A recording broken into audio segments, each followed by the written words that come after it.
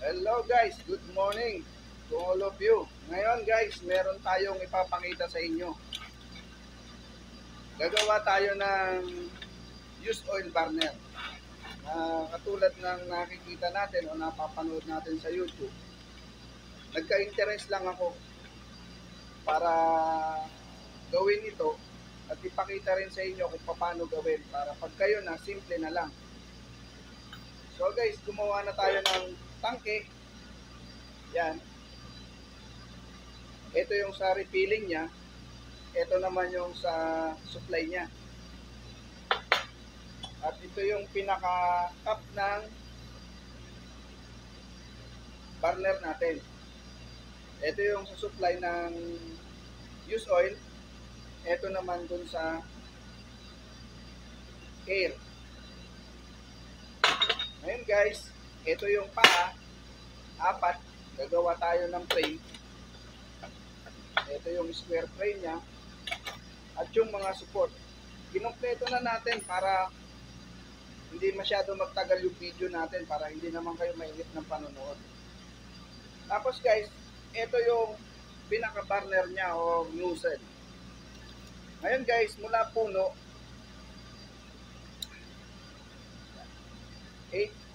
80.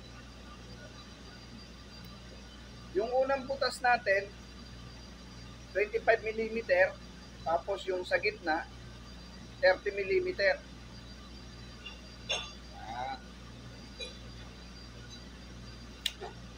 Kailangan natin ng isang valve para dun sa supply.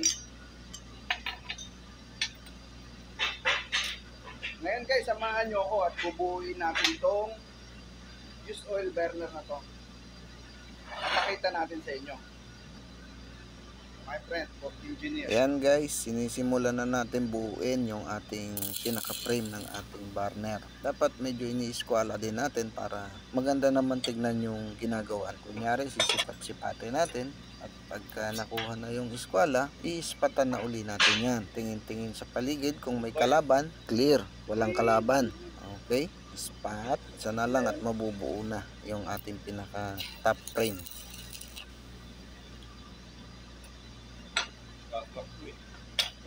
Kumarok.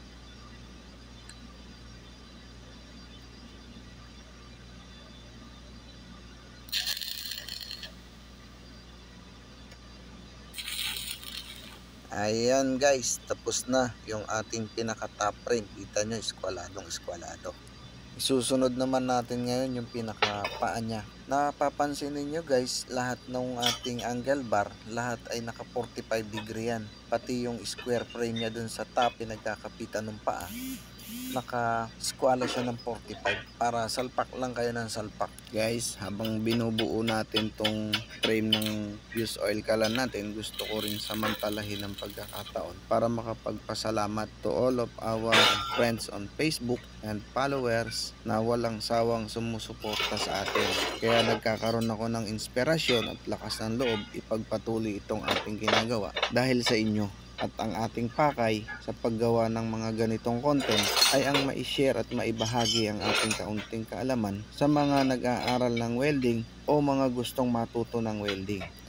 Maraming salamat sa inyong lahat at sa tiwala. Sana ay patuloy nyo pa akong suportahan para sa patuloy nating paggawa ng mga ganitong video at ma-share pa natin ang iba pa nating kaalaman tungkol sa paghihinang.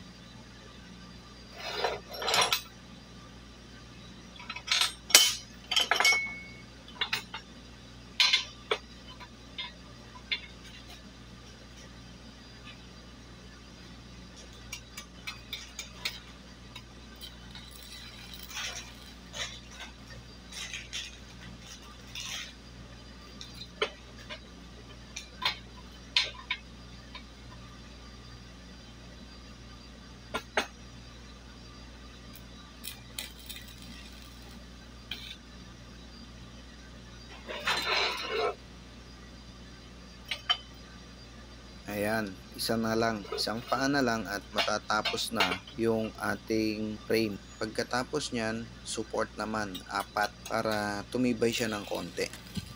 Yan guys, kakabit na natin yung unang support. Bali, 4 yung support na yan. Kailangan natin kabitan paikot para lalong tumibay yung ginagawa natin.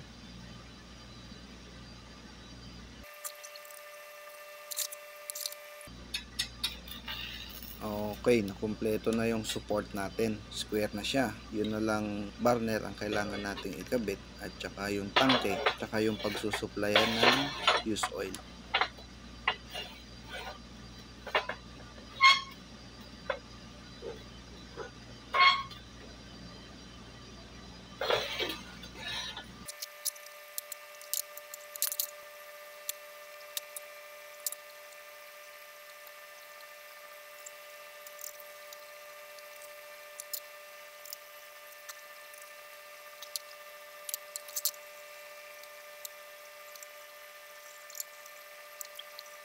Naikabit na natin yung burner. Ngayon, ito na lang tangke. Tapos kakabit na rin natin yung valve at saka yung susuplayan ng use oil. Okay na siya. Pwede na natin testingin.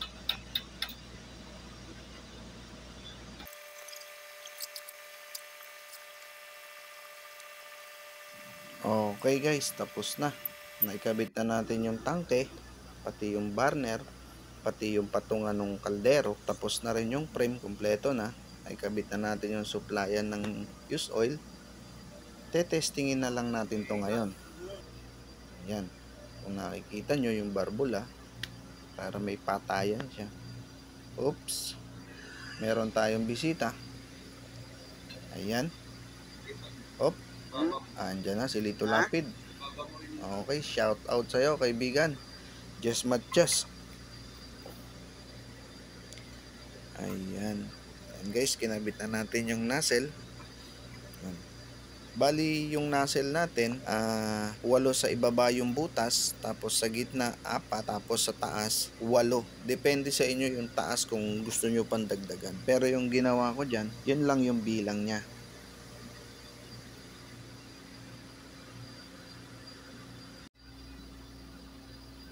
Guys, natapos na natin yung use oil burner.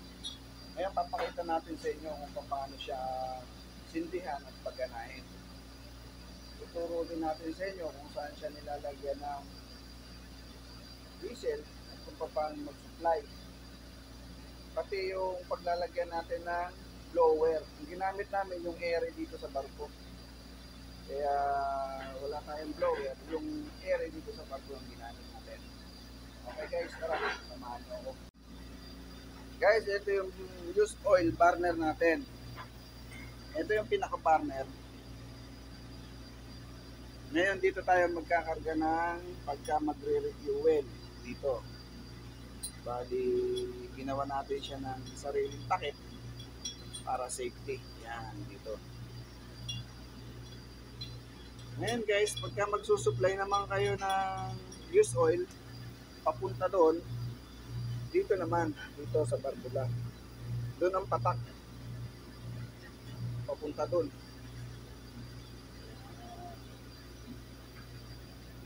Okay guys, ngayon sisimulan natin, kakargahan natin siya ng oil tapos sisindihan natin at pagaganahin. Ayan guys, tissue lang, subukan lang natin tong tissue. Guys, ayan, napaapoy na natin. Kung nakikita nyo, maganda yung apoy ng ginawa nating use oil kalan. At guys, yung ginamit nating hangin dyan, halip na blower, yung centralized na hangin dito sa barko. Kasi wala tayong makukunan ng blower dito sa barko. Yan sa atin sa Pilipinas, madami. Sa Lazada at saka sa Shopee. Kung makikita ninyo, may umuusok dun sa tabi, yun yung sa sinusuplayan natin ng langis ng use oil. Wala akong makitang maliit na valve kaya hindi ko nalagyan. Sa kaatatan ko rin na maipakita sa inyo kung ano ang resulta nung ginawa natin, pinagana na natin yung use oil kalan. Yan guys, bagay na bagay to sa mga magluluto dyan sa atin. yung mahihilig magluto sa piyestahan, birthday yan, o anumang klase ng handaan. Bagay na bagay ito guys kasi napakatipid kasi used oil lang yung gagamitin nyo. Tsaka pagsasawaan nyo na sa gamit. Maraming salamat sa inyong panonood at sana ay may natutunan kayo o may nakuha kayong ideya tungkol sa paggawa ng used oil kalan. Kung kayo ay may mga katanungan tungkol sa mga sukat ng materyales at paggawa nito, huwag kayong mahihiyang magtanong. Comment nyo lang dyan sa baba. Kung kaya nating sagutin, ay sasagutin natin ng maayos at tama. Kayo na guys ang bahalang humusga kung maganda ba o pangit yung ating ginawa na used oil burner. Thank you for watching and God bless you all.